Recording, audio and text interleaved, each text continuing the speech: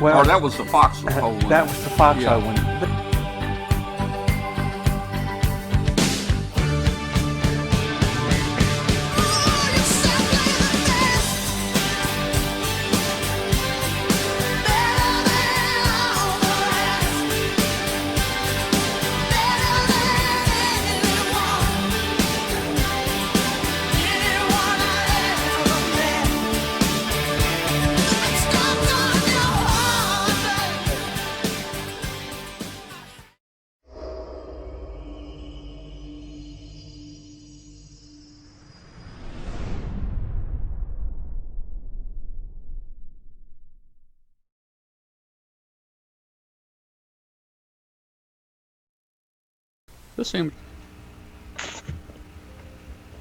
You got it, Katie. All right. I was just turning my phone off. So in the meantime, hello everybody and welcome to the Amateur Radio Roundtable. I'm Katie Allen, WY7YL, here in beautiful Sundance, Wyoming, where spring has finally arrived. And it seems to be above 60 degrees almost every day now. We're everybody's back from field day and recovering, and it's been a lot of fun looking at everyone's photos on Facebook to see how all of their activities went. There was people on top of the mountains in Colorado. They were in parks in Florida. They were at Walmarts outside of, various towns. I think Missouri, they were outside of a Menards. So it was a great opportunity to see what was happening. And tonight, Dave, KE0G, is going to share with us some photos that he's got from field day this weekend. Also joining us, since it's the last weekend of the month, we've got Rich Moseson from CQ Magazine, so we can hear about everything that's new and fun with CQ. And Bill's back with us to talk about more ballooning adventures. For those of you that have been keeping up with the high-altitude balloon adventures here on W5KUB and all of his activities, we've got some new stuff happening and updates, so really looking forward to that. By the way, today is Tuesday, June, let me see if I can read that, June 25th, how about that? So we're already to the end of June. I can't believe how fast it's coming. And as you guys know, we do have a Facebook page. We'd love to have you join us on that group. It's w5kub.com. We're just adding members left and right every day, and it's been so nice to meet so many new hams and having them join us here on the show. And hello to everybody who's in the chat joining us live tonight. And I think we got a great show here lined up for you. If you're out there listening on shortwave on WBCQ 5130, please do drop us a note on email. Let Tom know what our signal report is and where you're listening to us from. With that, I'd like to pass it over to the main man and the host and the show that it's named after, Mr. Tom Medlin, W5KUB. Hi, Tom. How are you? So now I'm known as the main man, huh? The main man. Okay. Hey, well, I tell you. You're from Maine. What was that? The Tennessee man. Yeah. Oh, man. Hey, hey, we went to field day. I want to hear from Dave what went on. But where I went, it was hot, and it wasn't really enjoyable this year. And I went to 2 different places this year, but it was field day, and you never know how field day is going to turn out. So, and some of these guys are lucky. They have these air-conditioned field day places, But anyway, hey. Thanks for joining tonight, everybody. Let me make an announcement. We're going to make one change on the show tonight. We were going to have Alan Weiner on tonight. He's the owner of the radio station WBCQ. And a little history about Alan is, he was a pirate radio operator. He bought this 300-foot ship, and they put it off of New York out there, and had Radio New York International, and the FCC went out there and busted him, and the Coast Guard, and they confiscated everything, and they put him in handcuffs. And I've got some video of that, actually. Maybe we'll show it next week. But anyway, they dropped all charges. He was in international waters, so I don't know whether that's, a reason they didn't carry on with the charges or not. But anyway, Alan has, since then, become a licensed shortwave station, AM and FM stations, and I think even a TV station. So he's legal, and we're going to talk about his story, and we're going to talk especially about the Pirate Days next week, the Pirate Days, and we're going to talk about the new transmitter. You've seen some pictures I put out there on our Facebook group. This is a massive antenna. It's rotatable. It's about 300 feet tall. It's 23 dB gain antenna, and the transmitter is a 500,000 watt. I've been listening to it the last couple of days. He's here in Memphis. It's running 50 to 60 over 9 on my receiver. And I found out in talking to them today, they're not even running high power. They're running low power. They're only running about 90 to 100,000 watts to test it. So at some point when they bump that power up and they can rotate an antenna, it's going to be a signal anywhere in the world. We're going to be talking about that hopefully next week.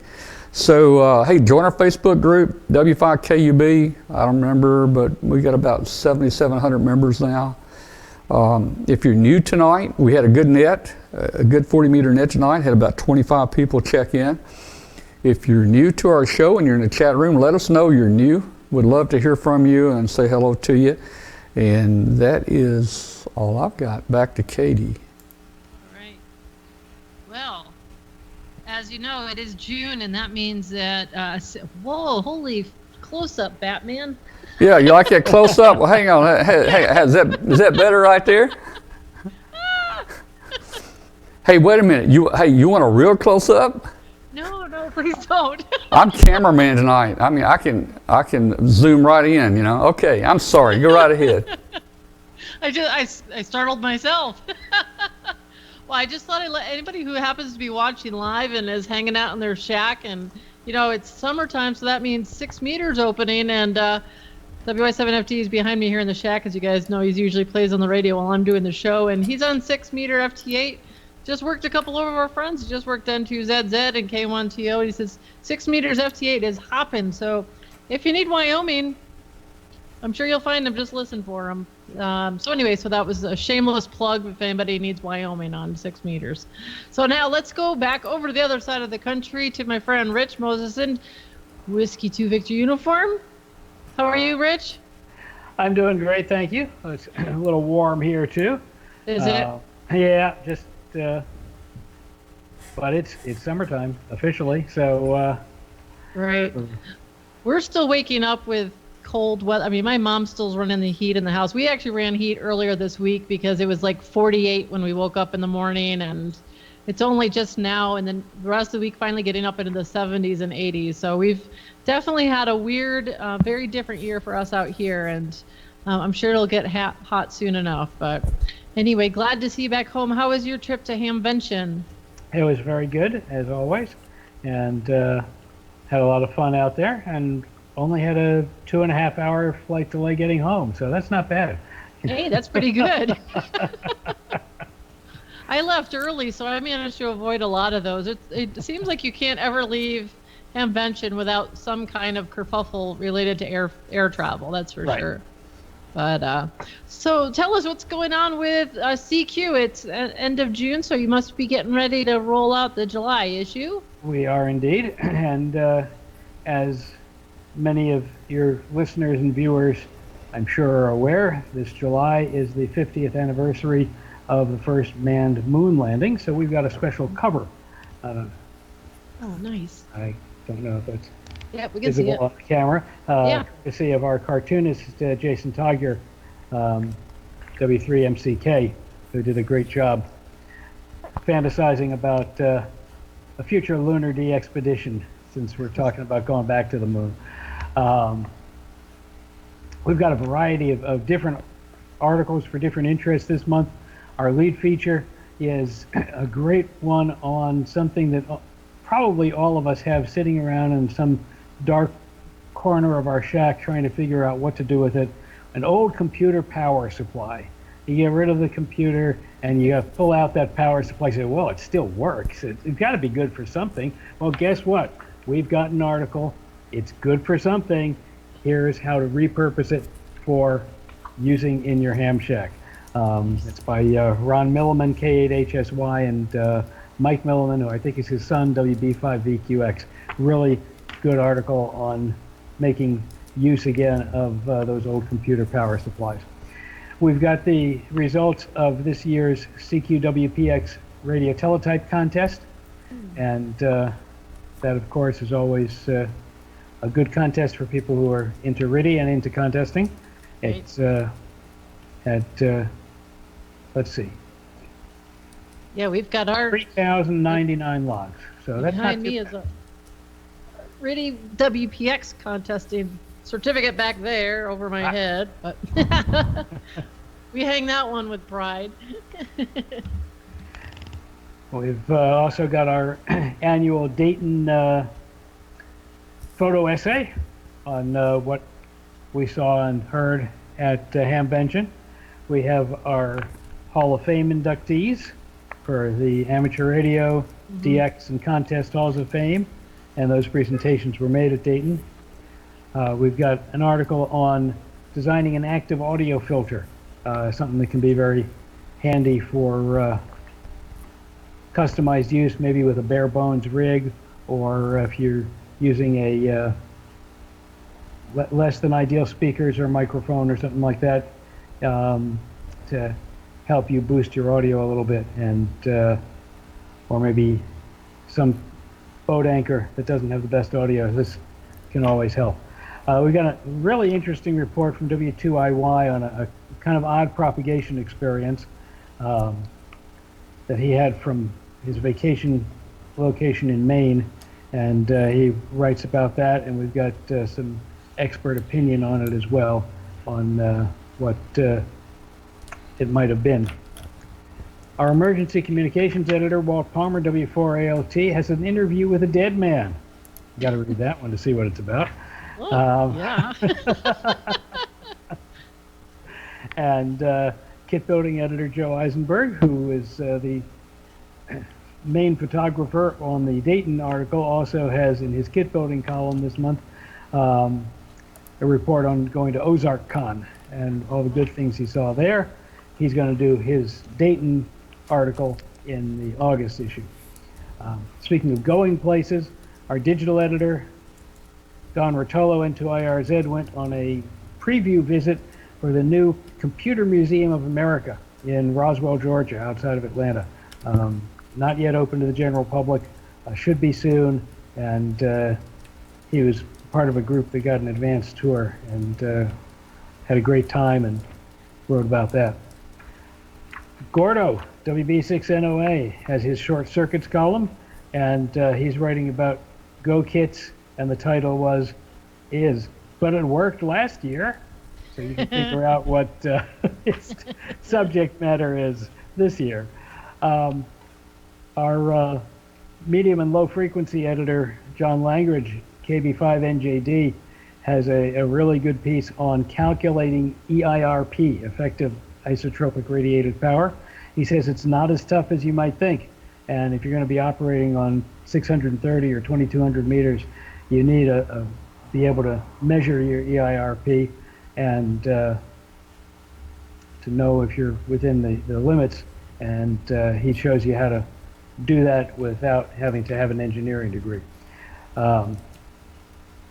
VHF Plus editor Tony Emanuel, K8ZR, writes about some grid D expeditions and fair amount on FT4, which may or may not be available for the CQ Worldwide VHF contest coming up in July.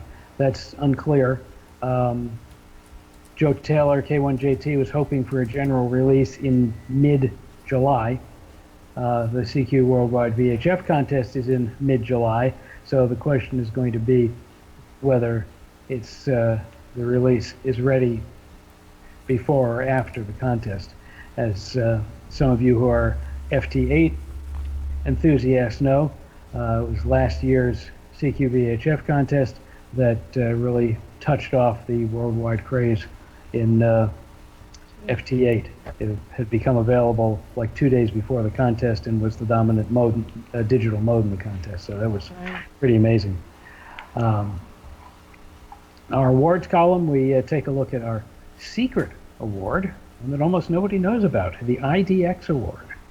And this is an introductory award, kind of, you know, you used to have all these novice awards. And they, with the phasing out of the novice license, they don't exist anymore. The intro level awards that were not that difficult to get, but got you interested in DXing and award chasing. And since so many new hams today start out on VHF and UHF with interlinked repeaters and repeater networks that can be worldwide, we developed the IDX award, which is intended to spark the interest in working DX and talking to people in different countries. And using VoIP networks it encourages it. You don't have to have formal QSL cards. You don't have to have, you just have to have a confirming email. And obviously these contacts do not count toward any of the more traditional awards, but the idea here is to get people interested in the concept of DXing and going after awards. The introductory level is 25 countries and it maxes out at 100. So you can't be doing it forever. We also meet our new USA Counties Award custodian, Brian Bird, NX0X, who is getting things up and running again. As he should have all of K1BV's records in hand by probably this time next week, we hope, so that he can start getting everything organized and get things moving again on USACA. And finally, our propagation editor, Thomas Hood, NW7US, takes us for a ride on the solar wind and explains what that's all about and how it affects what we do here on Earth with our radios. And that's a preview of the July issue, which will be in the mail very soon and on your computers if you're a digital subscriber by the first of the month. Great. And looking forward to seeing it in person. Sounds like a great issue. And as before we went live, I was saying to Rich, I got my digital subscription and then I couldn't remember how to get myself logged in. And then I saw his coworker Dottie at Hamvention, and I said, "Hey Dottie, how do I get on there?" And she told me, and then I forgot again. And so I was just touching base with Rich. So as soon as we're done tonight, I'm going to get on my tablet and get myself logged in. I got a little bit of catching up to do, but this sounds like a fun issue. I'm looking forward to it. And one nice thing too with the digitals, it takes up a little less space, but you still can hang on to them and then go back and reference them. And I know there was a couple issues ago. I can't remember the exact topic, but I know that there was something you mentioned. I was like, "Ooh, that sounds really good," and then I never got around to look into it. You know, the spring gets a little crazy when you're getting ready for Hamvention. A lot of your extracurricular activities kind of go by the wayside when you do this for a living and trying to get ready, and a lot of your extra time goes towards getting ready for these big events. So it's kind of nice to be just hanging out and doing stuff at home nowadays. Mm-hmm. So just dig back through your emails for the email you would have gotten from Zinio with your login information on it, and that should help you. Perfect. If you can't find it, give the office a call, and either Dottie or Cheryl will be happy to help you. I absolutely will. And if anybody hasn't signed up yet, not just you, anybody. Right. If anybody's interested, they don't have it yet, and you guys want to get signed up for CQ, it's really easy. Go online to here, Rich. You tell everybody. Okay, to www.cq-amateur, that's AMATEUR, for those who don't know how to spell, another hyphen, radio, RADIO.com, and we have our Summer Madness subscription special going on right now, so you can get a break on your subscriptions, either print or digital. Sounds great. Well, thank you so much, as always. We always look forward to the last week of the month so that we can catch up with you and see everything that's going on. Do you guys have any more travels in the near future for CQ at all? We're planning to be at Huntsville. Oh, great. I know that Mark from Huntsville Hamfest is here in the chat room. He watches every week, so I'm sure he'll be looking forward to seeing you down there, as well as everyone who goes. So, but we'll be talking to you before that comes up. All right. Hey, thanks, Rich. And Thanks, I've got Rich. to start getting ready for Huntsville, and that means a lot of work for me, like gathering up prizes. I assume that CQ is going to give us some more digital subscriptions for prizes this year. Do you know? Absolutely. All right. No question about it. We'll do it, man. And We really of course, we're appreciate looking forward to the Young Ham of the Year award presentation to Huntsville as well. Yeah, and we will be webcasting that for the people that can't make it there and see it. And hey, all the prior Young Ham of the Years are all recorded out on our site if you want to go back and look at any. Thank you so much, Rich. Okay, good night, everybody. Good 7-3. night, Rich. Thanks. All right.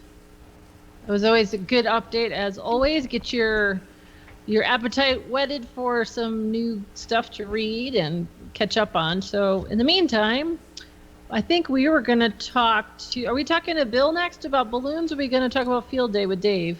I think what's the story, we'll boss? do Dave. We'll do Dave and get it out of the way because Bill's could be a never-ending deal, you know. Well, that's true. Yeah. Well, Oh, I don't think feel our so crew, special I know. now. Yeah, you are, Let's just man. get You Dave out of are. the way. Yeah, oh man, I just feel special here.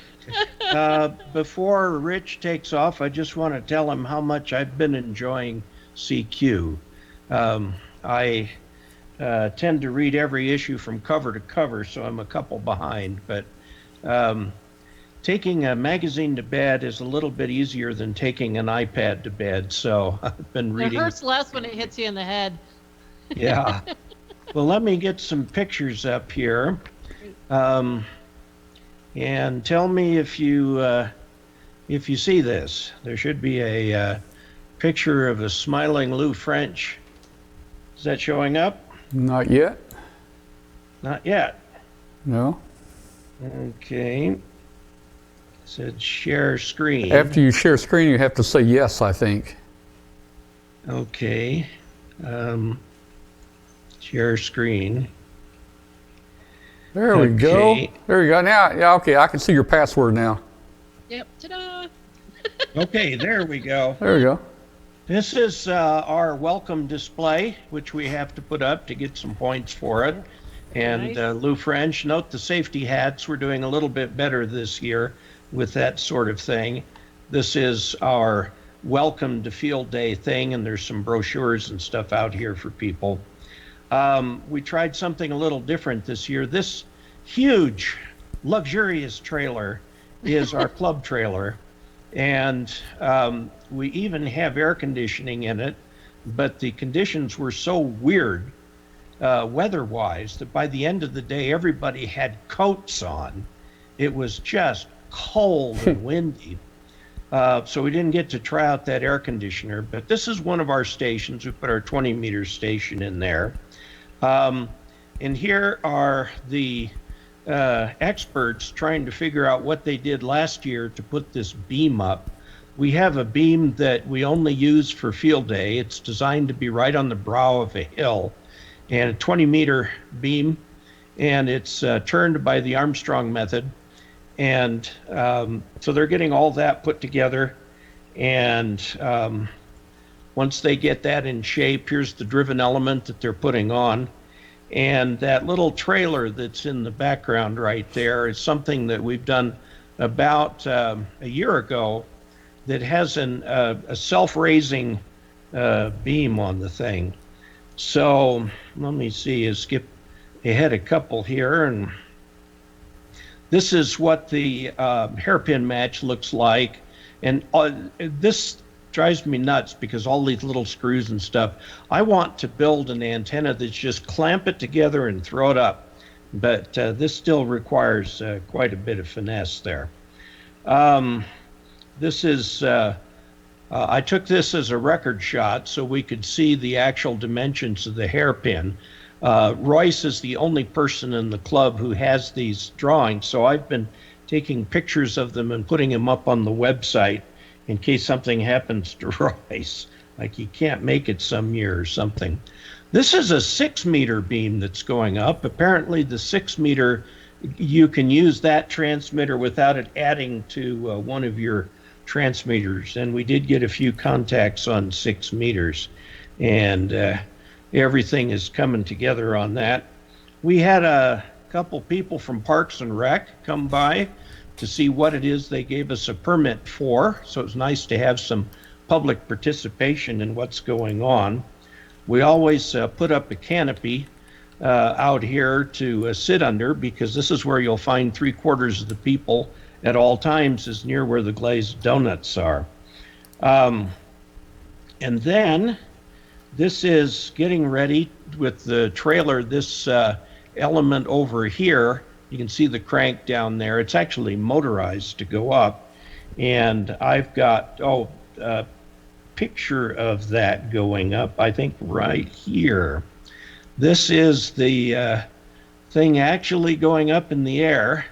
Usually we'd have 5 or 6 people underneath that thing pulling it up, but this is being pulled up by a motor. And then we do go ahead and guy it in three places, and then that's the cable hanging down. You can see how well supported the cable is. And then these wires off the end are for the turning of the thing. This right here, guy packing a gun, turns out to be the undersheriff. So we did get one of our public service people up there to see what we were doing. Lou French is a retired forest ranger, so he knows everyone in town. And we had some other people, wives come up, children come up and see what we were doing. This is putting up the 6-meter beam. It's finally up. And what we ended up doing is around this, putting a 6-meter station up and then enclosing it in a tent just in time for it to start raining. It rained something fierce.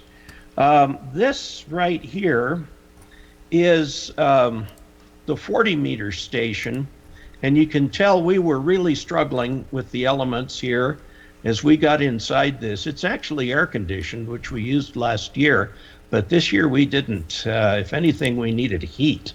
Was really crazy. Here they're getting the generator out and everything set up for that.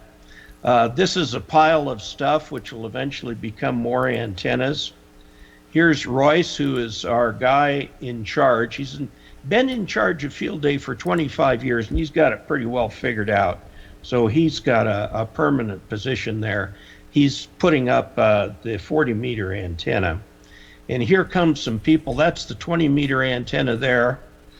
And this is the 40-meter antenna going up. It's a made from ladder line, a dipole with one director. So it's actually a Yagi. And we put it up pointing east. And we finally got the thing all the way up. And there he is holding it in place. Here is the finished antenna, and you can see just how we were right on vertical with everything that went up there. Give or take 10 or 15 degrees, but the antenna works just fine. So when we got to operating, here is one of our guys. We used K0IIT as our call sign, operated 2 Alpha, Colorado. He's using an old Vibraplex bug right there. And let's see, just so you can hear it a little bit. See if that comes through. Come on. I'm not hearing any sound. Oh, well, we'll forget that one. And then, whoops, I got to get out of there. Okay. Where am I? Excuse me just a moment while I figure out where I am. Okay, here's a picture of putting up the GOTA state, or this is the 40-meter station, but Bill is one of our club members, been past president several times, and he's also on the city council where he lives, and so he counts as an elected representative there too. So this is the getting ready. He's gathering messages. So we have our 10 messages to send via the national traffic system. Here is working in the 40-meter station, 40-meter station. This person, Kathy, is our club president, and she just really jumped in there. I'll tell you what, Kathy is someone to be reckoned with. And then here is the GOTA antenna, which goes up. It's a long dipole, and it's broken up with these little spots in here where you can put clip leads on it to pick different bands and so on. And of course, the porta potty. We can't get by without that. So that is our field day expedition. And there you go. Now, I guess, oh, looks like I'm out of that already. We had a great time. I'm working on a review of this radio right now, and I don't know what screen I'm on. This radio right here is the Anytone D878. All right, UV Dave. Plus. Dave, You're you still sharing your screen. Am I still sharing my screen? Yeah, because we're seeing ourselves. We're seeing what you're seeing. Okay, Yeah. stop sharing. There we go. Perfect. All right. There we go. This is what I'm doing my next video on, the Anytone D878 UV Plus. The Plus means it has Bluetooth in it. And what they gave me to go with it was this little Bluetooth push-to-talk button, which straps to the steering wheel or wherever you want to put it. And then it will hook into the car's Bluetooth, so you can use it like you would a cell phone. Cool. That's So pretty cool. that's what I'm going to be testing next. And so there, back to net. All right. Looks like you had an exciting weekend. And you didn't get hot like all of us did. We would have appreciated some of the heat had you sent it our way. We got rain and cold, and by the time dinner was served, everybody was bundled up in winter coats, and it was crazy. It was cold here that weekend, and our friends with Rocky Mountain Ham Radio, they were on a mountain somewhere a couple hours south of Denver, I think, and they had snow when they arrived there. So they had quite a bit of cold weather, and there's some really good photos that they shared on their Facebook group. And someone came out from, I think, Tennessee, did a motorcycle trip and just kind of randomly found their field day site and put together a really nice video, which Amanda Alden shared. But they have a great photo. Everybody's sitting around this big bonfire, and the winter hats and coats, and everybody's all bundled up. And like, you either, in this side of the country, you either freeze to death or roast to death. There's like no happy in between. It was 105. I did ask somebody if I had accidentally shown up at Winter Field Day. Yeah. 105, guys. 105 in Memphis. Right, yeah, you guys were all dying over Yeah. on your side of the country, and over here everybody was freezing. It's crazy. That's right. So, All right, Dave. good Well, thanks, stuff, Dave. Exciting. Looks All like right. a Well, lot now of that fun. I'm out of the way, you can get to the feature presentation. Well, you are the feature tonight. You and Katie. But okay, all right, everybody just stand by a second, and we'll be right back with everybody here in just a moment. Contest from home or remotely. ICOM's IC9700 is now available in shipping. Create your own band openings with ICOM's newest SDR transceiver. This new radio is bringing direct sampling to the UHF VHF weak signal world.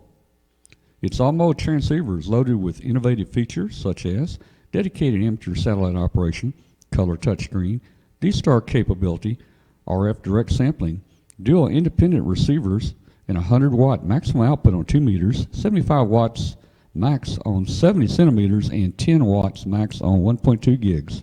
The IC7610 is the SDR every ham wants. This high-performance SDR has the ability to pick out the faintest of signals, even in the presence of stronger adjacent signals.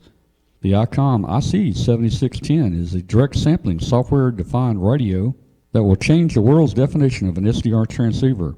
It has RF direct sampling, 110 dB RMDR, independent dual receiver, and dual digit select. Changing the way entry-level HF is designed, the 7300 is a high-performance, innovative HF transceiver with a compact design, and it will far exceed your expectations. It has RF direct sampling, 15 discrete bandpass filters, a large 4.3-inch color touchscreen, real-time spectrum scope, and an SD memory card slot. Visit www.icomamerica.com/amateur for more information on ICOM radios. All right, we are back. And are we having fun tonight? I was just telling Katie and everybody on the remote here that I think our show goes so much better when I'm not on it. Everybody in the chat room, don't you like it when Katie opens the show and kind of runs the show? I think. Well, I try not to, offend our co-host by, saying we'll just do him and get him out of the way first, and then we'll go on to the good stuff, I'm having fun just watching. I don't usually get to watch, Okay. Let's see what we got here. We got, we got the master of high altitude balloons coming up here. Yes. Let's see if we can get him in here. And, hey, how you doing there, Bill? Oh, there he is. Hey, I want to send some of that humidity your way for field day. We had plenty of it to spare. We could have spared at least 20 degrees and 50% of the humidity easy. It was probably in the 90s and just storm. We had hail and thunderstorms all throughout the weekend. Especially yesterday. I think it was yesterday or Sunday. Got at least 3 or 4 different hailstorms, and so never fails. Field day weekend. There's always thunderstorms around here, but it's also June, so we always get them. But so what was going on with you for field day? Did you go out anywhere, or were you just doing ballooning stuff? Yeah, I went to the Athens, Alabama Amateur Radio Club's field day site, N4 SEV, Sierra Echo Victor. And they had a great location. It was in a church pavilion where they do cookouts. And they had a little kitchen area and a closet space, and they put their radios back in there, and they ran everything off of a generator. Nice. And then outside where the pavilion was, it was a nice covered location, and so when the multiple thunderstorms would roll through with the high winds and heavy rain and lightning strikes and hail, everybody would dart inside the building. So it worked out well. We had a bit of an adventure, though.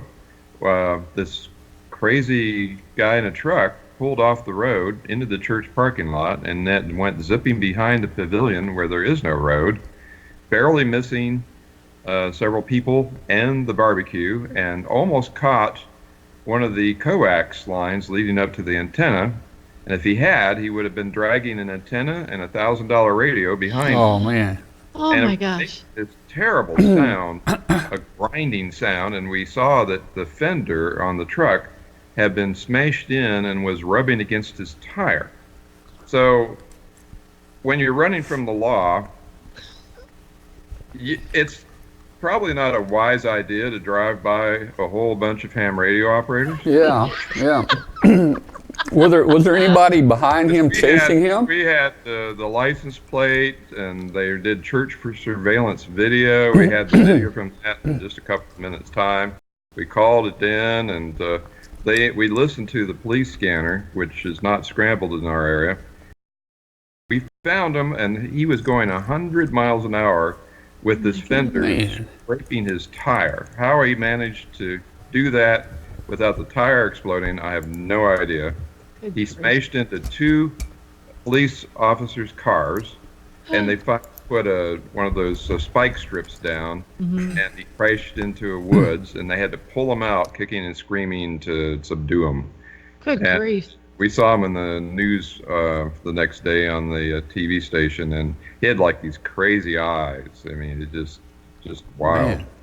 So we had a bit of excitement beyond the thunderstorms and the lightning and crazy people. So we managed to get a few contacts in between. I operated 40-meter CW and had a ball.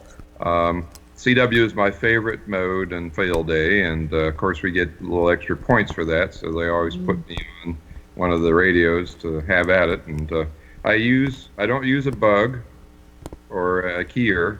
I'm very old-fashioned in that way. I use a J38 straight key, and I can go about 30 words a minute on that thing. You just get the key contacts just so they're barely touching, and then I can send with that, and I just have a ball doing a straight key.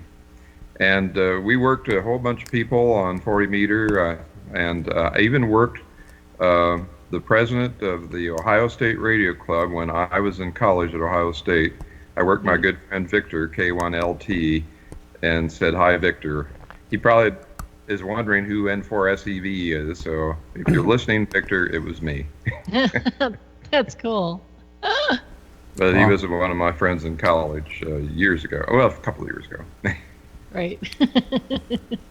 And that sounds great. And even with all that, you got a balloon launch too, didn't you? Yeah. Well, I brought a balloon out, a little Pico balloon, and there's where it is currently off the coast of Delaware and Virginia, and that's the third day of the flight. It's been hanging out about 28,000 feet to 29,000 feet, and managed to avoid all the thunderstorms.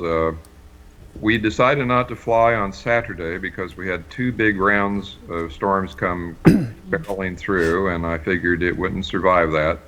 So I showed them how to launch it, and they let it go first thing Sunday morning, and it was perfect conditions. And they've had a great flight. It's on its way to Puerto Rico and the Dominican Republic probably by the weekend. So it's going to go out past Bermuda tomorrow. And unfortunately, there aren't any APRS ground stations out there. We need to get some of the maritime mobile folks involved monitoring this on container ships and yachts. Sounds sure like we can probably get some of those folks to listen for these. Sounds like this could be another trip across Africa and the Middle East.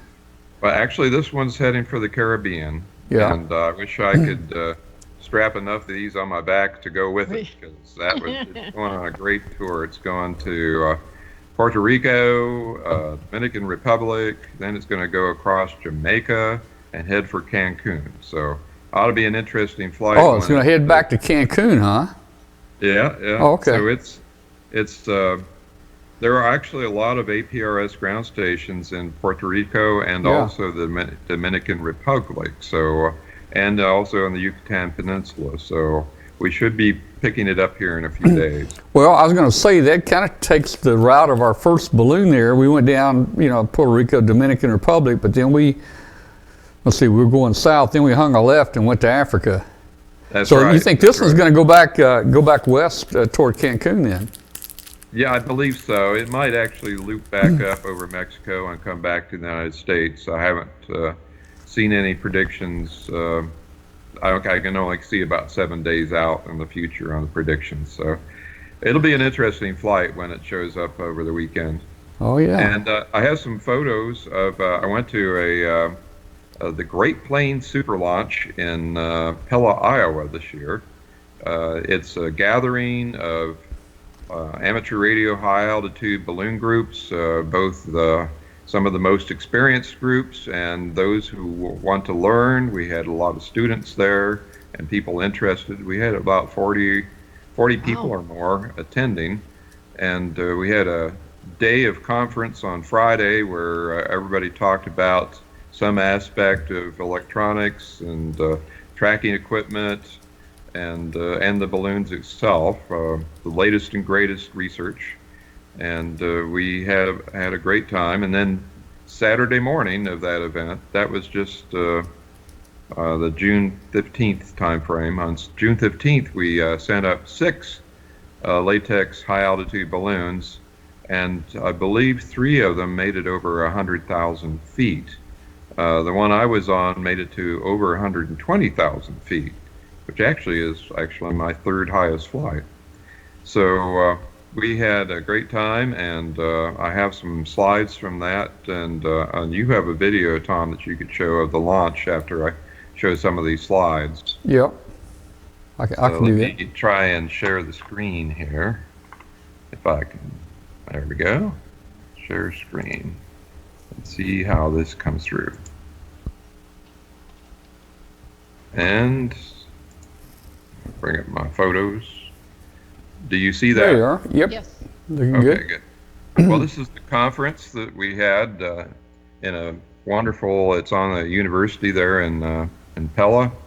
They let us have one of their classrooms, so that shows you the crowd and some of the balloon payloads that people were showing and sharing how they build them. And how they program them, and it's a great opportunity for high altitude ham radio balloon enthusiasts to share information and learn from each other, and it's even the most experienced group will learn something by going to this. And we were out, it was a little cloudy, so it was too cloudy and too many storms lurking in the area to launch the Pico balloons that we had planned to fly. But these bigger balloons can punch through the clouds with no problem. And so here's 4 of the balloons inflating. And it started clearing up. And as you get balloons inflated, it was perfectly calm. Right after you get about all of them inflated, that's when the wind starts picking up. Mother Nature says, hey, we just can't have this. So we had a beautiful spot out in the soccer field near the Pella High School. And Pella is a beautiful town. It's a Dutch in origin. There's windmills everywhere. Wow. And the Pella Corporation is very popular employer, and they have great restaurants. Pella windows? Yes, this is Oh, where okay. Oh, yeah, those are good windows. here's some more of the balloons getting prepped. These balloons are about 6 feet in diameter on the ground, and when they go up to 100,000 feet, they expand until the latex just can't handle it, and they're about 30 to 40 feet in diameter at altitude. And on a clear day, and if you're standing underneath them, you can actually see them like a shining star in the sky. Neat. And that's a parachute right below the balloon, and then the payloads are off to the right there. Here we are getting ready to launch 6 at once. Sometimes they get pretty close to each other, and one event that we did, 2 of the balloons actually tangled up with each other, but fortunately they untangled while they were about 1,000 feet up. And there they go. They're all lifting off. Hey, Bill, how high can you actually like visibly see them with your own eye without needing like binoculars or something? From liftoff, probably, I'd say 3,000 to 4,000 feet or so. Wow, so don't- wow, And then okay. when they're at altitude, when they've expanded, they become very clear right before they burst. Oh. They shine like a star, and you can see them at 90 to 100,000 feet easily. But it's got to be a clear day, and you have Sure. to really concentrate because it's just a small dot. But Right. I have some people that actually put a telescope on them, and they actually could see the balloon and all the payloads 20 miles above them. Neat. So part of the fun, in fact, for many of the people, the chase and recovery is, half the fun. And we had some of the most experienced chase crews. The Edge of Space Sciences group are from Denver, Colorado, and they aren't used to trees. They land in things like this, fields and grass, but mostly empty fields. And Iowa has a number of trees, but all 6 balloons managed to land in a field. We were close enough. We tracked them all on APRS on 2 meters, and the challenge is to time slot all the transmissions so we don't clobber each other. So we had to coordinate the time for each balloon, and there were probably a dozen to more transmitters on these balloons, including a crossband repeater. It was 2 meter in and 440 out, and there was also a CW beacon and all kinds of stuff that they were flying. I've flown simplex repeaters where you talk to it, and there's a little voice chip that repeats your message. And we've had people from 800 miles apart talking to each other through the balloon as a relay repeater, because at 100,000 feet, you can see 400 miles in all directions. Oh. Nice to have a tower that is 100,000 feet high. So that's just no band opening on VHF and UHF. You can talk almost 400 miles in any direction. I think actually the record two-way contact through the balloon operator's repeater is actually about 780 miles or so. Wow. And that was between Kansas City and Erie, Pennsylvania. So that's quite a range. And in fact, for emergency communications, this is an excellent way of supplying emergency communications to an area where cell phone towers are out with an ice storm, or the infrastructure is damaged. You can actually use a simplex repeater or a crossband repeater as an emergency relay on a high altitude balloon. Now, one of the things we had to do to get to the field standing behind them is cross a 10-foot deep ravine with a stream going through it. So they made it to the other side, but they're, as you can see, the boots are a little muddy there. Yeah. But we go to any length to go rescue our payloads.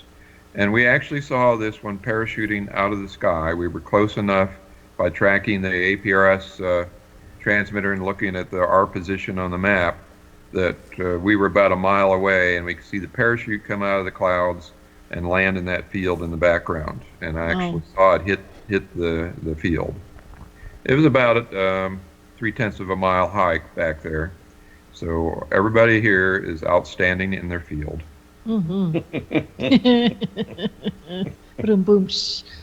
Yeah. So this is another group that launched during field day up in Minnesota. This is Kilowatt Delta 0 Victor Juliet Italy -11. And they did a very interesting flight. I've talked about these Pico party balloons that float in the jet stream at around 30,000 feet for days and weeks. But believe it or not, it is possible to do the very same thing with a latex weather balloon if you get the lift and use a very, very lightweight payload and get the lift very low. And this group in Minnesota launched on field day Saturday. That's one of my SkyTracker boards, but no solar panels. Instead, it has 4 AAA batteries, lithium batteries on the back. Oh. And it'll operate for over 30 hours. Now the secret is to wrap it in 3 layers of small cell bubble wrap, and it acts like a greenhouse effect and stays above freezing. Because lithium batteries, even lithium batteries, don't like to be much below -20 to -40 below zero. And he got this to float at 101,000 feet, and it stayed there all night. They launched this northwest of Minneapolis in Baxter, Minnesota, and it traveled west because the winds in the summer in the stratosphere travel east to west.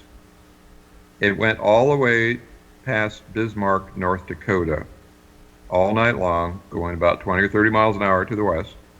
And it finally burst the very next day after 33 hours in the air and landed just southwest of Bismarck. And there they are getting ready to launch this balloon. All it was the balloon and that little bubble wrap payload that weighs a whopping 2 ounces. And they put 3 ounces of lift, positive lift in the balloon system.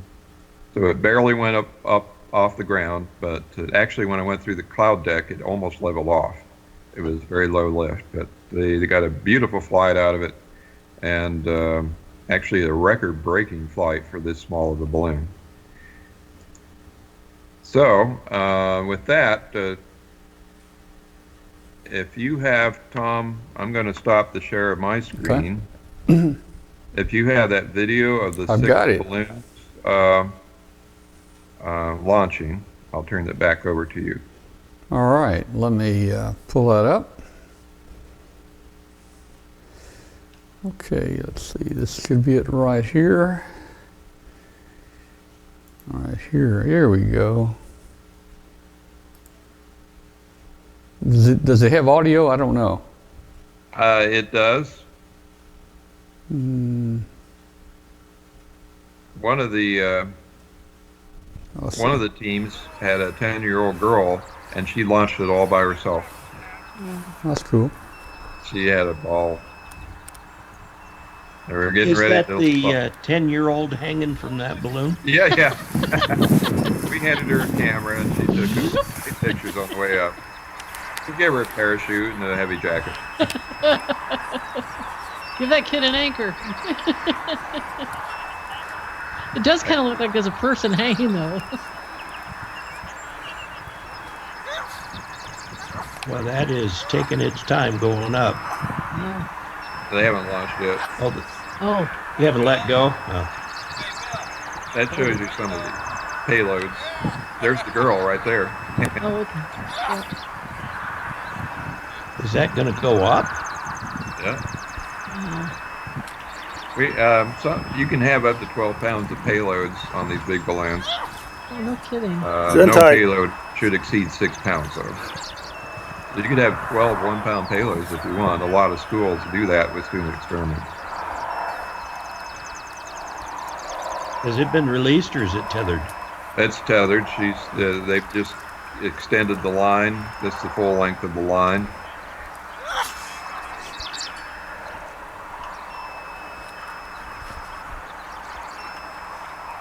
How long is that video showing, Tom? Oh, let's see. It's showing.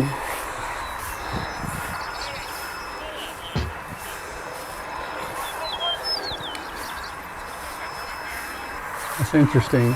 It says it's 142, but it's only on 15 seconds. I know it's been longer than that. Okay. I can fast forward a little bit. Let's see if we can get to the launch here. That sounds like they're getting ready. Are we getting ready They yet? count it down. You'll hear them say 5, 4, 3, 2, 1.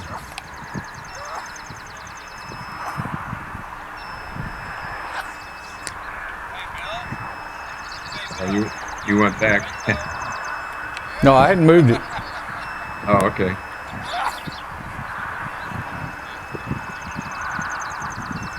But these are groups from all over the country. We had a group from Idaho, Colorado, Missouri. I had payloads from Alabama on it. Well, Illinois. We had quite a few states were represented here. I am almost to the end of it.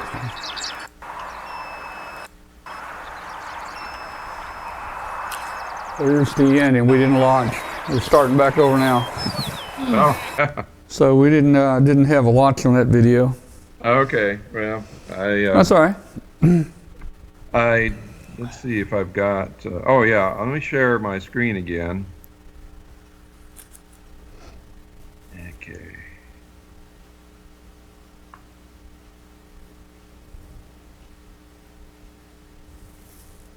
And let's see if you can you see that? Yes, sir. Okay. That's where the one launched from Athens. That's your field day launch Last this weekend. Mm-hmm. In fact, it was heard beyond the range. That blue circle is the maximum range circle, and several digipeters heard it in Delaware and Virginia, even past the range circle. So it did pretty good, and that was this morning. And then it finally drifted out of the range of all the ground stations on the East Coast. The chart you see down below shows the red is the solar panel voltage. You can see how at sunrise it rapidly increases, then it levels out throughout the day, and then comes back down at sunset. So that's 1 day's worth of daylight, because these are totally solar powered. So I'm going to go over here and show you another one. This is the one I was talking about that went from Baxter, Minnesota, all the way past Bismarck. And the chart here is interesting because that gold line is the temperature, and see it dropped during the night. It dropped all the way down to 49 to 50 below zero inside the payload. But during the day, the greenhouse effect, sometimes it would be 100 degrees inside the payload because of the bubble wrap effect. So, and the battery voltage is the red line, and you can see how it dipped pretty low when it's down around 50 below zero, but it was still quite enough to operate the little transmitter. So this was quite an interesting flight. And here's over on the right is where it rapidly burst right at sunset and came on down. And we've got one more flying, and it was launched from Holland, from the Netherlands. Nice. And this one's interesting, is that I customized it to add teletype after the APRS packets. And he's been up 1, 2, 3, I think this is 4th day aloft.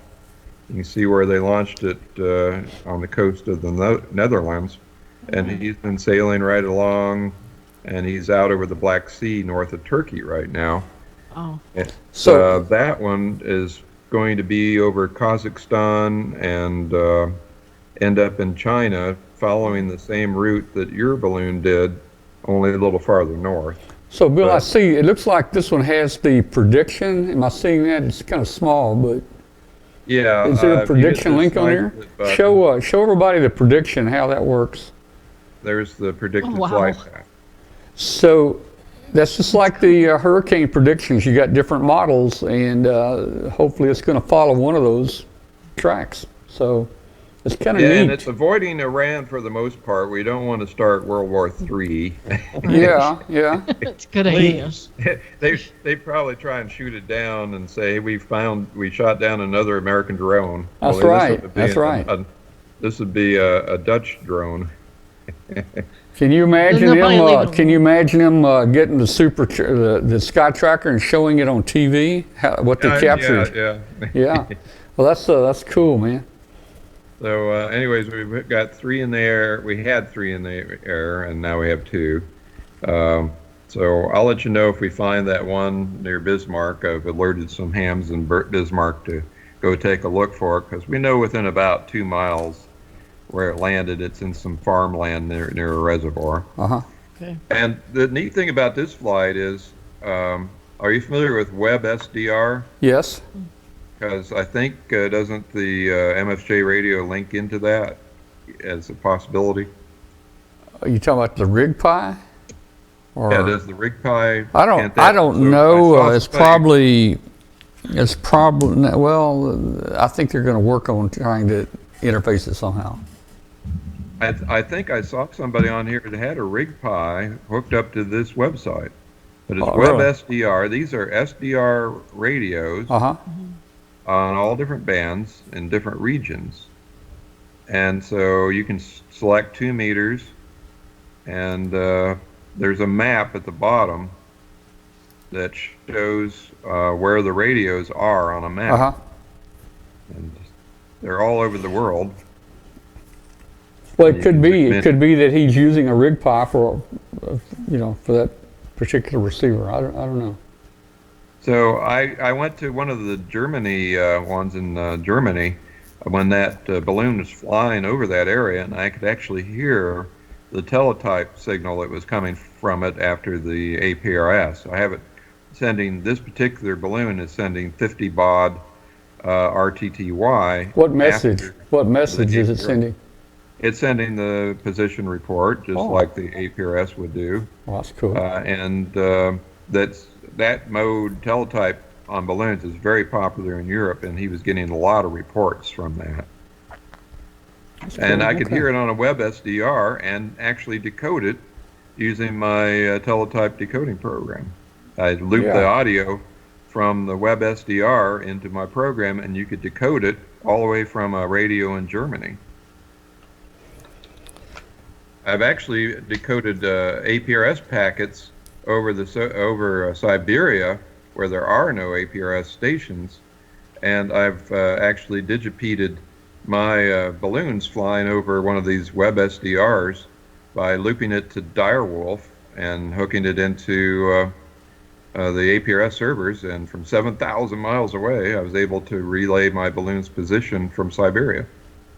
Well, that's cool, because with the APRS, there's certain parts of the world you just lose track of it for a while. And this is the part right here. Yeah. Over Central Asia, it's kind of sparse, but there are some up here in Siberia above Central Asia. And then once you get into China, then there's a lot of APRS activity in China. So, but that's the kind of fun we've been having. I'm going to try and see if we can show this video. We won't hear the audio, but we'll be able to see it. Okay. I'm trying to make it full screen. There we go. Can you see that? Yeah, oh yeah, yeah, we see it. This was the Athens, Alabama Amateur Radio Club launch of N4 SCV-11. And we had all those terrible thunderstorms on Saturday afternoon with super high winds, and Sunday morning was a breeze. There was no breeze at all. That's the wrong word to use. Sunday morning was no breeze. So they just let it go and off it goes. Well, that was a smooth launch here. It was nothing like we had at Dayton or up at Hamvention. Oh, that's cool. There's no wind at all. It kind of spins. That's why I have a swivel on the line. The solar panels tend to make it spin like a top. Yeah. On the way up. Well, there it goes. And I was watching the speed of this. I don't know what it is now, but I was seeing like 6 miles an hour. It was running quite slow. Yeah. And there it goes. So and that one's up right now, and you guys can track it if you go to aprs.fi and just key in N4 SEV-11. You can track that one right now until it comes down. Let's see where it goes. There it is on tracker.habhub.org. Shows it, and you can also find it here. That's the one in the Black Sea, but N4 SEV-11. This is aprs.fi. You just enter N4 SEV-11 and it will show you the position report. One thing to know, on the right it says show last 1 hour. You can change that to last week or last 3 days. Yeah. And also the trail, the tail length. And then under preferences, you can change it from meters to feet and a few other things like that. And then you want to zoom out to see the whole track. Mm-hmm. And you can put your cursor over the track there, those little dots, and you can see things like altitude and various other information. Yeah, I just clicked on the balloon and it told me the last reading at 28,000 feet and showing 4.7 volts, 8 degrees centigrade, and 11 satellites are being tracked. So, and it actually, I don't know if you can see that blue line I just pulled up. Yep. That's the digipeater that picked it up. Oh. From that location. And then if you click on any of these dots, it'll show you which stations are picking this up. Mm-hmm. See, there's Delaware, and there's North Carolina. And it'll give you the altitude and things like that. In fact, that's the interesting part about following this. You know, when the one we had went over to Japan, I could click on the dots and you could see it. Every 2 minutes, you could see the altitude changing. I knew something was wrong when it hit that storm. And in fact, this is near Kitty Hawk, which is appropriate. Yeah. That digipeater is near Kitty Hawk. And then you can hit that little link that says show telemetry, and it'll show you the solar panel voltage and the temperature and the satellite status. Mm-hmm. This is all on aprs.fi. So there you go. And all right. Turn it back over to you. So let's talk about, I'm still wanting the show, Amateur Radio Roundtable, to have a super duper balloon that goes around the earth 50 times. But I may be just, asking for too much, maybe just twice. I'm looking at possibly this weekend or over the 4th of July holiday. Looks like there's some good days ahead this weekend and over the 4th of July weekend, possibly. All right, now is this going to be our, and maybe I'm wrong for... This will be an HF Whisper one. Okay. That'll track way out over the ocean. So here I am, I know nothing about it, what little bit I've learned from you over the past couple months and when working with this. So I may be pushing for well, how do I say it here? I may not know what I'm doing, but I'm hearing that the sushi balloon and the hydrogen gas and the whisper is the way to go. Now, tell me, is the whisper as dependable? The APRS looks very dependable. It just gets into areas where there's no tracking. The whisper is very dependable because whispernet.org has got a map of all the stations that pick up your transmission. And I sent a telemetry frame. I've figured out how to embed telemetry into a second whisper transmission. And then I take that data with a Python program and send it, decode it, reformat it, and I send it to the APRS servers, and it actually shows up as an APRS position report, just like it had been on APRS. But it could be out in the middle of Siberia or the middle of the Pacific Ocean. Oh. And if you see one out there that looks like an APRS object in the Atlantic Ocean, then it's probably a whisper balloon. And the only problem is, you saw how easy it was to launch a 2-meter APRS tracker with guitar string wires that are 20 inches up and down. With the whisper balloon, you've got magnet wire, very fragile magnet wire, strapped to fishing line, and it's 17.5 feet up and down. Mm-hmm. And so it's an order of magnitude more difficult to launch, and I can launch one of the 2-meter ones in upwards of 15 to 20 knot winds, as we did at the Dayton Hamvention. But you couldn't do that with one of these whisper balloons, because it really requires you to be a very calm day, and it takes more than one person to have an antenna that long and not get it snagged on anything. I actually tried to do it several times all by myself, and one that caught a couple weeds in the yard, hit the barn, slid along the barn, and ended up in the tree behind my barn, transmitting on whisper for a week. Oh.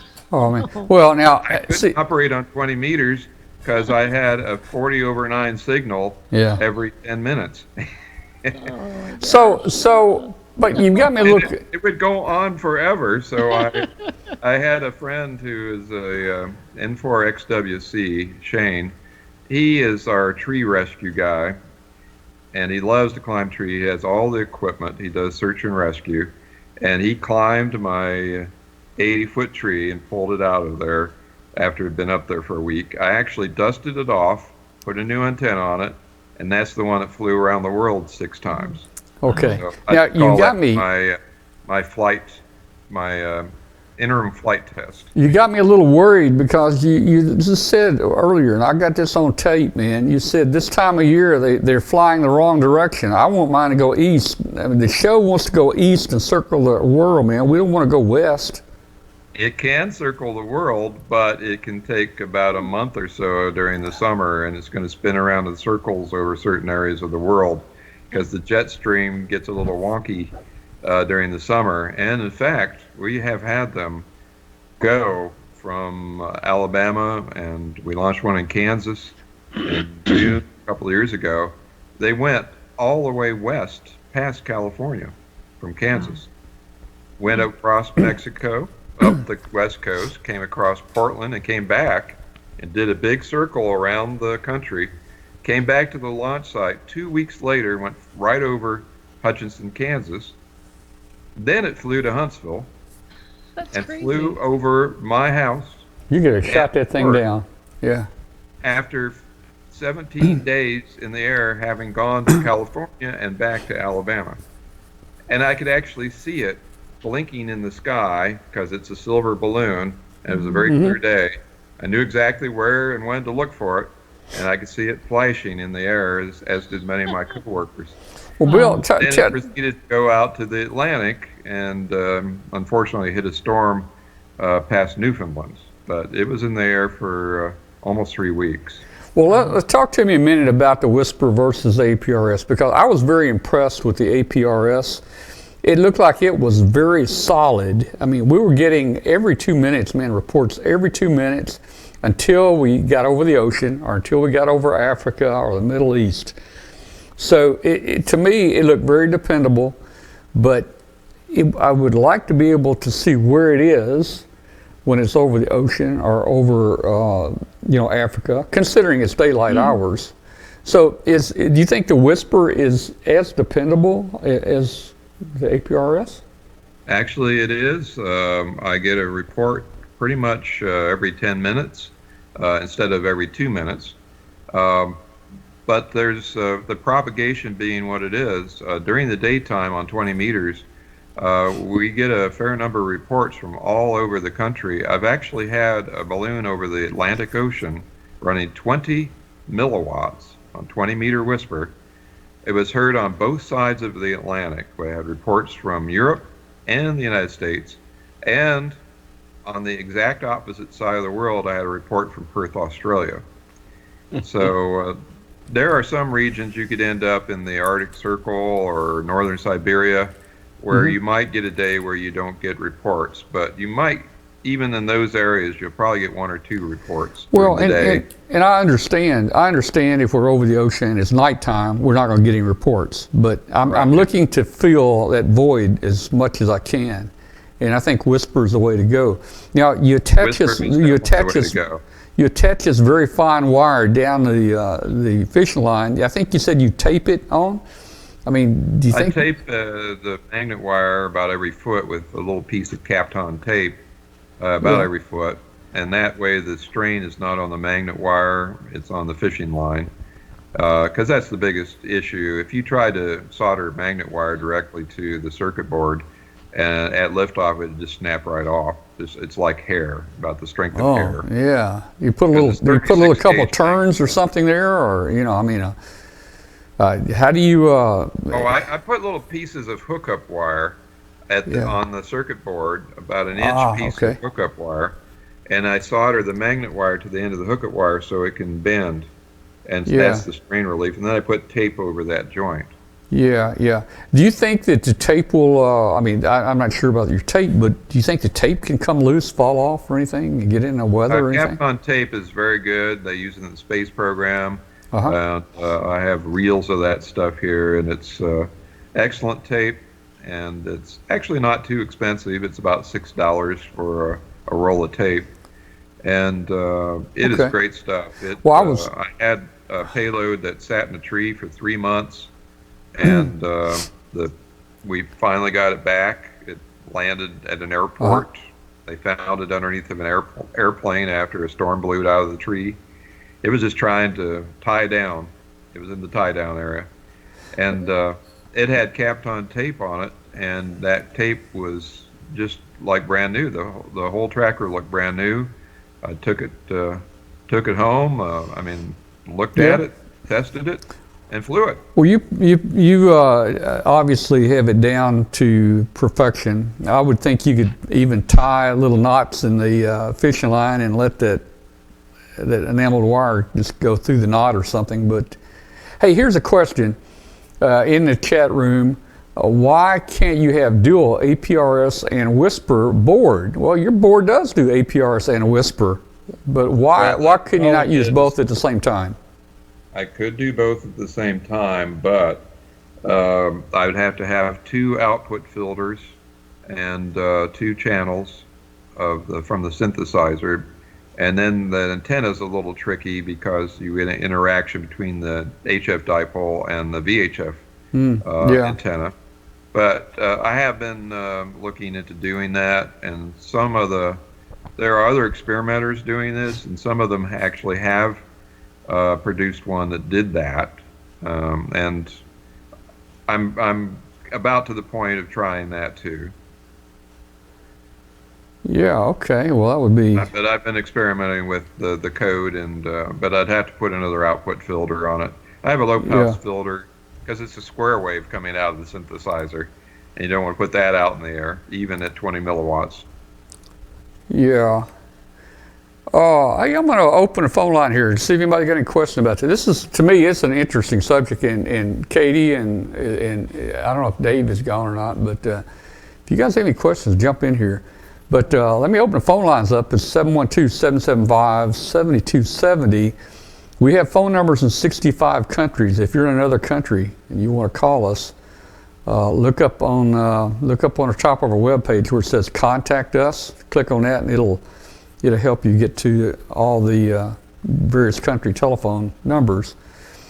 But let's see.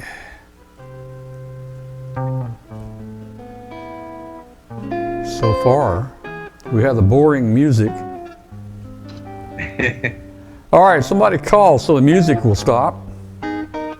I'll turn it down a little. I haven't looked at the chat room to see if there's any questions on there. Yeah, there was a few about the dual APRS and so forth, and I'm not currently connected. They've really changed the interface on that. Yeah, they did. It bumps you out if you don't use it. Will it? I got bumped once earlier. And Is that right? Because see, I'm using an IRC client, so I'm not seeing the same one you guys are using. I did look at it. They did change it. Okay. They did change it. So we'll have to figure that out. I mean, I can always change it and put a different client out there for people. But looks like they took it on their own to change it. All right, hey, give us a call, guys. We're talking balloons, 712-775-7270. Call that number and just enter the code 407051#. It keeps moving on me. I saw a question that Jeff had. I know, I don't like this new interface. It bumps back. Yeah. Let's see, where'd it go? Not as easy to scroll as the old one was. They try to make it fancy. Yeah, we'll have to look into this. Ask Bill to explain how he gets his lift correct on the Pico balloon using a penny and a nickel. And let's talk a minute about that. And you know, why don't you, if our payload is like 12 grams, I know you just put 1 or 2 extra grams of lift in there. Actually, it's about 3. 3? After testing, doing a number of test flights, and dumping about 20 of these across the southeast of the United States and into the Atlantic, I decided that 3 grams was the optimal positive lift. And how many grams do you think a nickel weighs? 6. Katie? I don't know. I'm thinking like half a gram. Well, it's a 5-cent piece, so how many grams do you think it is? They're not here. 5 grams. You're right. What? Is that right? Is it 5? Okay. All right. Hey, we got a caller in here. We got a caller, but hey, I was before going for less with a half a gram. before 0.5. Before we get the caller, before we get the caller in here, let me ask you a question. You know, I mean, why don't you put just maybe 1 extra gram of lift, just in case a little bit leaks out? You know, would 1 more gram of lift just take us too high and destroy the balloon? It would create too much pressure in the balloon when it achieves altitude, and it would pop. Although I have gone to 4 grams successfully, but that's probably the limit. Now it looks like to me this sushi balloon's got a whole lot more volume to it than these other balloons. It does. Typically use between 5 and 8 grams with one of those. Okay, so it'll have a little bit more lift, maybe. Yes. Yeah, okay. And it will be a little easier in a wind to launch, even with the magnet wire, because it's got a little more lift than the party balloons. Let's see who's on the telephone. Who called? This is Jim Wilson, Kilo 5 November Delta, K5ND. Jim. Tom. Hey, Jim. Jim, K5ND. How you doing, man? And where are you, Jim? I'm doing well. Where are you? And you know what? Let me fix. I bet you our audio sounds terrible. Stand by a second. Because I didn't adjust it. Let me make sure it's right. Stand by.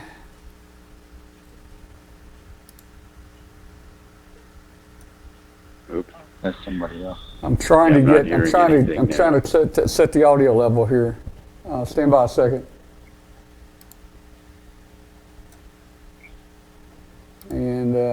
having very good luck at it. I'll get it. There we go. Levels. Okay. Okay. All right. Ooh. Jim, I bet you can hear us better now, can't you? Oh, much better. Yeah. There's something about Windows that puts the mic gain 100% maximum on that PC. And every time I have to go in at the show and reduce it down to like 3%, and then we're good for the rest of the show. So sorry about that. But anyway, okay. Hey, where are you, Jim? I'm in Grapevine, Texas. Oh, yeah, in the yeah. Dallas-Fort Worth area. Yeah. Well, Yeah, how you doing, man? What I'm calling about is, This is way behind that. Bill is building some balloons and payloads for us for the World Scout Jamboree. That's happening in late July. Yeah, and I was talking to Bill, NE4RD, here recently. We're going to have you guys back on here again real soon. Yep, yeah, exactly. And I appreciate that very much. I'm looking forward to that. Yeah, we have you on each year to talk about this. It's a great deal that you guys do out there. And you're next on the list, Jim. Well, that's part of what I was calling about, but I wanted to say as well that Bill has been very supportive to USA jamborees as well as world jamborees, and Keith Kaiser, WA0TJT, and launched some of Bill's payloads in 2013 and again in 2017. So we've done very well with the balloons, and I'll mention, as you pointed out, the 10-year-old girl that was launching the balloons. The scouts really get excited about this, particularly they get to see the launch, but they get to see the tracking and all the information that comes in, and it's so exciting. You get all the scouts that are there are pretty excited, and then a couple hours later, the next day, the scouts that are really excited show up and want to find out where that balloon is at. Oh yeah, it's just absolutely superb to see that happening. It's so much fun to watch it. And for the Jamboree, you actually, Keith had the streaming video. You could watch it live from the K2BSA station there at in West Virginia.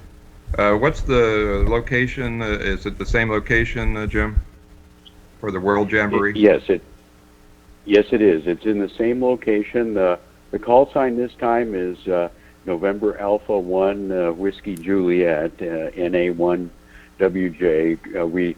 We thought about using the K2BSA call sign, but this is a World Jamboree, but we still need to use a USA call sign. So NA stands for North America, and that's the host countries, which is Canada, USA, and Mexico that are hosting this World Jamboree. And then it's the first hosted by that team, and WJ stands for World Jamboree. So, but it is in exactly the same place, the same location as well of the station. How many scouts do you plan to have there, Jim? We're expecting 50,000 scouts from 160 different countries, and we're going to be on Tom's show later to talk more about it. But our staff members as well are all from all around the world, which ought to prove awfully interesting. But I know the balloon launches are going to be a real highlight for us. What day is the World Jamboree, and are you planning any schedules on the HF bands that we might be able to work the station? Yes, the World Jamboree, the opening day is the 22nd of July. We'll be setting up starting on the 16th and 17th of July. So we'll be on the air earlier. But we're actually going to be on the air on HF 24 hours a day. until the 1st of August when the World Jamboree closes down. Wow, that's quite an event. All right. And how many students, scouts do you usually typically get at the station during the day? We typically, over the course of the Jamboree, we typically see about 2,500 to 3,000 scouts that come through the demonstration station. There's 10 stations. Typically, it's an operator and 4 scouts. And the program itself is open from 8 a.m. to 5 p.m. The nighttime operations, we just have a couple of operators there that are working around the world. Well, that's fantastic. What is the nearest city in West Virginia to this reserve? Well, there aren't any real big cities in West Virginia. But Charleston is about 150 miles away. That's the capital. It's near Mount Hope. Glen Jean is another city there in that area of West Virginia. It's really quite beautiful and a spectacular location. How many countries do you think will be represented at the World Jamboree? It'll be we're thinking it's going to be 160 countries. Wow. I think that's the official number, if not a little bit more, of worldwide scouting. Well, we look forward to seeing you on the air, and of course we'll all be tracking the balloons, and I'm sure when they're flying, and if you can send some pictures or videos. Do you plan to live stream some of the events at the ham station and the balloon launches like was done in the U.S. Jamboree? Absolutely.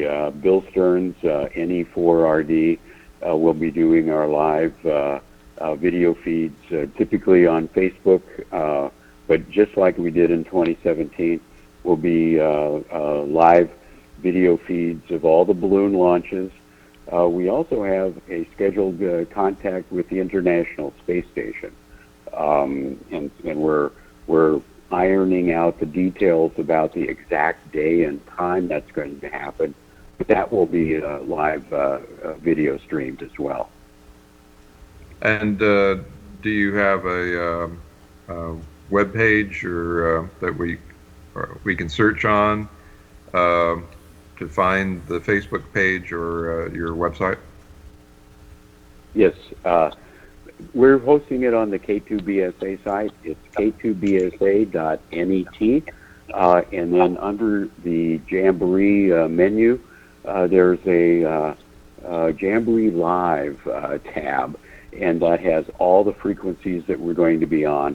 We'll be posting those frequencies on that website, on our Facebook page, which is also K2BSA_scouting. We have a Twitter feed as well, K2BSA.scouting. And NA1WJ.scouting is another Twitter feed. But we'll be posting our operating frequencies live in real time. You know, we're on 14.290. Work us now, because that's going to be one of our challenges is we'll have scouts there. They'll want to talk to people, and the sun will not be cooperating. So we'll need guys on the other end of the contact, and we've been doing quite a job of promoting that, and ICOM is our sponsor for equipment, and they've been doing a good job of promoting that as well. But it's K2BSA.net and under the Jamboree tab, and you can find the frequencies, our logbook, all of that stuff. Excellent. We'll All be right. definitely looking forward to that.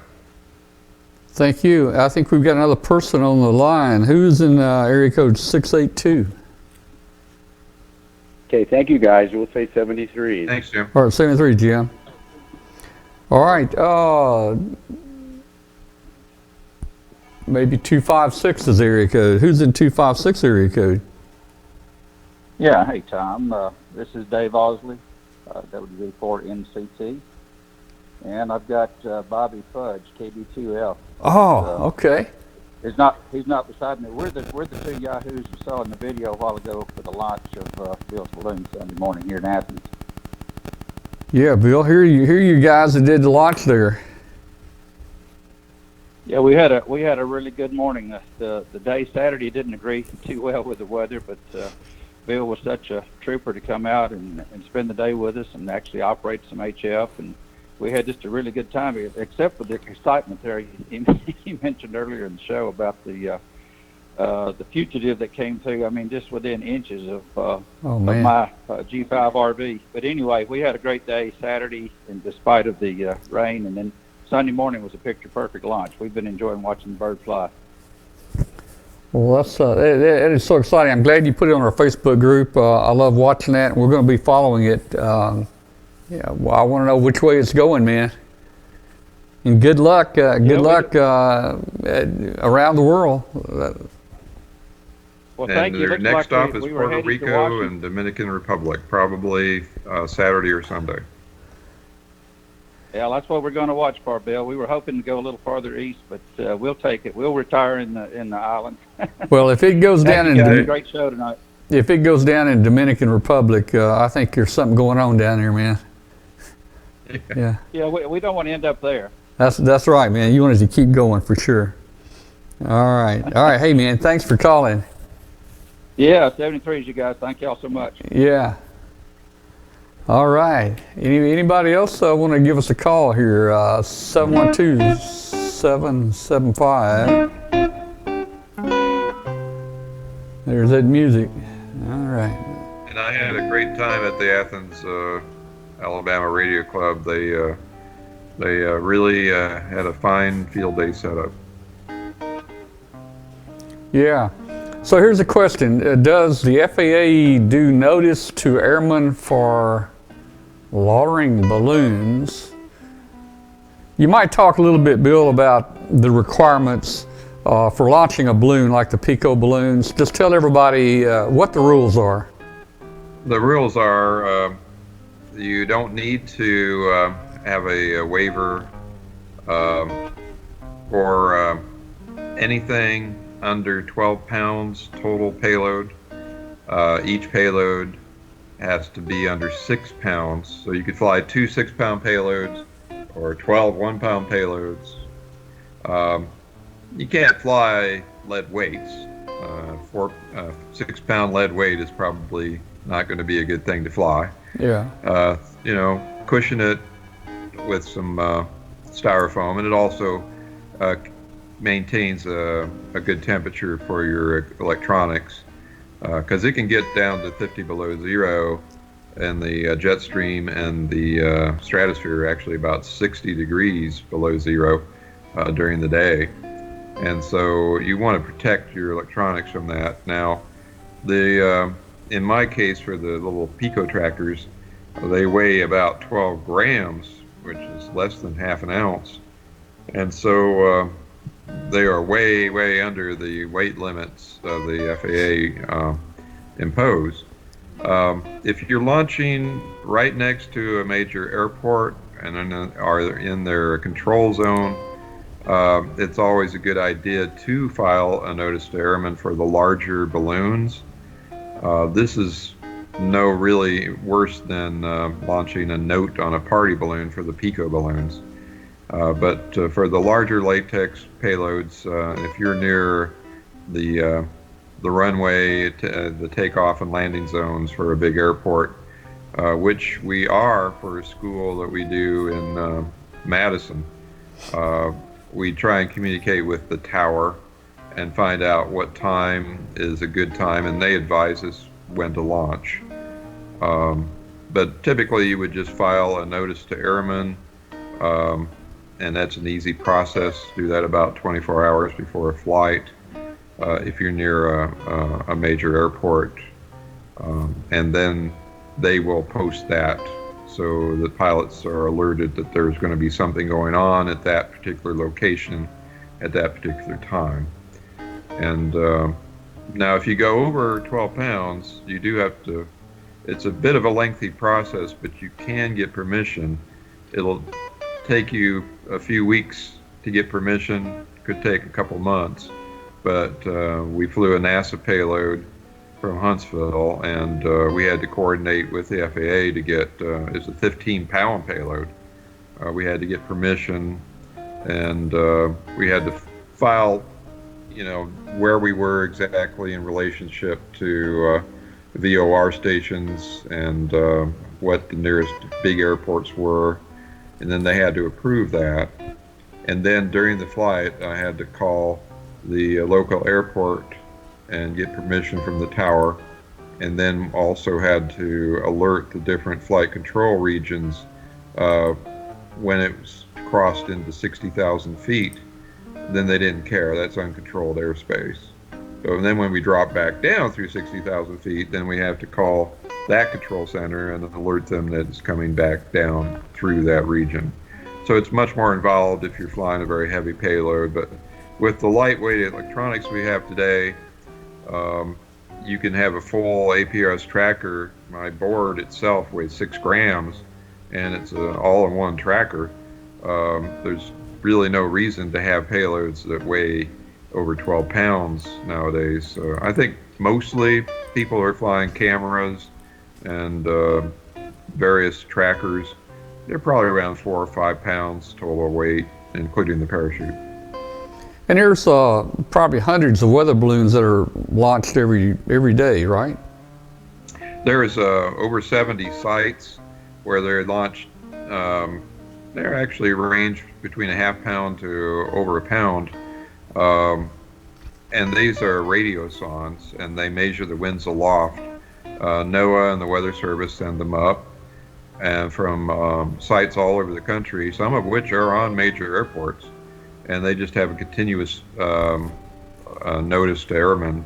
They know what time it's going to fly, which is usually around 2300 Zulu and 1100 Zulu. And these reports can actually be viewed at the University of Wyoming Upper Air data site, and you can look at the data from these soundings. You can actually determine if there's going to be a tropo opening, which we get a lot of in the Midwest and the Southeast, particularly during the summer. You can look for temperature inversions in these radiosonde data. So I do look at that kind of stuff to see if there's going to be a band opening. Now, one of the things that probably a lot of the new people that just are tuning in to hear about our balloons and so forth may not understand that I've kind of learned is it's pretty scientific of what you do, weights and measurements and volumes and so forth. And from what I understand is you can basically set that little pico balloon to fly a certain altitude based on, I guess, charts and volumes and different things. Is that right?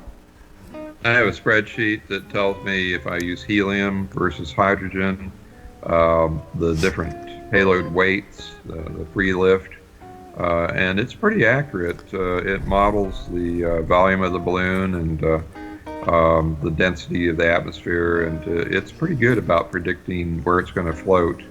So the balloon... And there are winds aloft forecasts based on those weather balloons that I talked about that are sent up all over the country twice a day. And by the way, they've been doing that for 60 years and have yet to impact an aircraft. They've hit a car or two over the years, but just minor damage. So I've noticed if a package is going to bounce off a car, it won't be an issue. I've noticed that the balloon that you launched at Field Day here is running about 28,500, somewhere in there, and it's been pretty steady from the beginning to right now, right about 28,000. You told me, all these storms can reach 30,000 feet. I think that first balloon we launched was flying at about 31,000. But I guess that's right on the edge of the storms. Now, this sushi balloon, are we going to be able to reach 42,000 with the sushi balloon? We'll probably be somewhere between 41 to 43 or 44,000 with that balloon. There's another technique you can do, however, and you can stack 2 of these party balloons on top of each other and get an extra 3,000 feet. if you are above about 37,000 feet, you're above a great deal of the storms. Your percentage of survival is greatly increased. And there's some new plastic balloons I just got in that a couple people have flown recently, and they are supposed to be very good about lasting for upwards of a month or more. And they're very inexpensive. They're about, after postage, they're about $3 a piece. Now you're talking about the Pico, the Mylar balloons, the party balloons. It looks like a Mylar balloon, or they're clear instead of metallized, and they come from China. And they actually are as good as that sushi wrap as holding the gas inside. And so you can stack 2 of those on top of each other and get up pretty decent altitude out of it. And in fact, I may try that over the weekend with your balloon to see how well they work. Wow, well, that's exciting, and we want to just keep trying. I want to go around the world, man. We're going to have a big celebration on Amateur Radio Roundtable. We will fly Bill in here. We'll fly him in here for the show. He'll be in the studio. We're going to have hot dogs and potato chips and the works, man, when we make it around to Earth the first time. And if we can get a second revolution, that's just icing on the cake, guys. I'm excited about this. How about taking an old truck inner tube and filling it up with hydrogen, man? Will that thing float? Probably not, right? No. Take a 18-wheeler inner tube and just fill it up with hydrogen. I guess it wouldn't float, would it? We have actually launched a fellow on an easy chair under 66 weather balloons. I've read about the guy that went up in a lawn chair. Is that what you're talking about? We recreated that for the Weather Channel, and we set the man up. We inflated 66 weather balloons. It cost thousands of dollars worth of helium, and they modeled the chair after the movie Up. Remember that movie Up? The animated film? Yeah. Well, and this guy's altitude adjustment, I think, was a BB gun or something, if I remember correctly. Yeah, he had a little pellet gun for the show, and the star of the show, Travis Taylor, he would bounce up and down up to about 100 feet. We had it tethered, and then he showed that if he shot one of the balloons out, he would come down. And then after they filmed that portion of the show, we put a pilot in the pilot seat, let him go, and he went up to 14,000 feet and stayed there all day. Now, wait, you put a pilot? What's that? An actual man who had flown these kind of balloons before. It's called cluster ballooning. And he was the world expert in cluster ballooning, and he stayed at 14,000 feet. We chased him in hot air balloons, and he stayed up there. He said it was a nice, quiet ride. There was no wind. Just easy as you can be, and he was drifting about 15, 20 mile an hour to the east. Did he have a parachute? 160 miles to the east. Did he have a parachute? I believe he may have had one. I'd have to check on that. But he landed to come down. To go up, he would dump some water over. He had big bags of water, and he'd drop some water over. To go down, he would cut a balloon loose. He had some smaller balloons he would let go. And so I told him he was just about ready to enter the Caheta Wilderness, which is not a good place to go. And there's no roads and lots of trees and mountains. And I said, I'd come down now if I were you. He's a ham, and I was talking to him on 2 meters. And he came down, he cut 3 balloons loose, landed on top of a tree. So he dropped some water over and struggled for about 10 minutes, got out of the tree, and landed in a cow pasture. So now he's walking with 66 balloons on top of him. He's bouncing neutrally buoyant, just like he's doing the moonwalk. Yeah. And 100 cows are following him, thinking it's time to eat. Oh, man. But we had a chase guy out after him, and they rescued him. All right, Bill, I'm going to go ahead and we're going to end the show. We've been going close to an hour and a half now. Yeah, so I'm going to go ahead and say goodnight to everybody. Bill, if you want to stick around a minute, I'll talk with you a second. But thanks so much for coming on tonight. We enjoyed it. This is a absolutely amazing topic, man, and something that I have a lot of interest in. And I'm honest about the hot dogs and stuff, man. Once we make that milestone, as many as you want, you know. There you go. Throw in some the Diet deal. Coke and chips. Do you like hot dogs? That's right, man. Okay, well, thanks so much. Guys, everybody, good night to everybody. I hope you enjoyed the show tonight. Let me see if I can get the camera changed here. Where's my camera operator? There we go. Okay, guys, thank you for joining tonight. Hey, join our Facebook group. It's called W5KUB. We've got over 7,700 members in there now. Don't forget, we got a 40-meter net on Tuesdays at 5:30 p.m. Central Time before the show. Subscribe to our YouTube channel.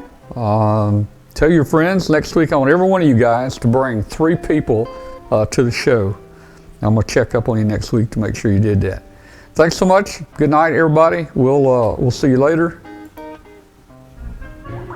So you're saying I can ask this cat any question? The cat is connected to the computer. You just type in the question, it will read his mind.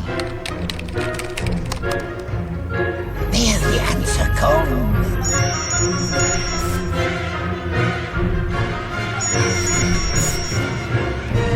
You're the man! I've been looking for this for weeks.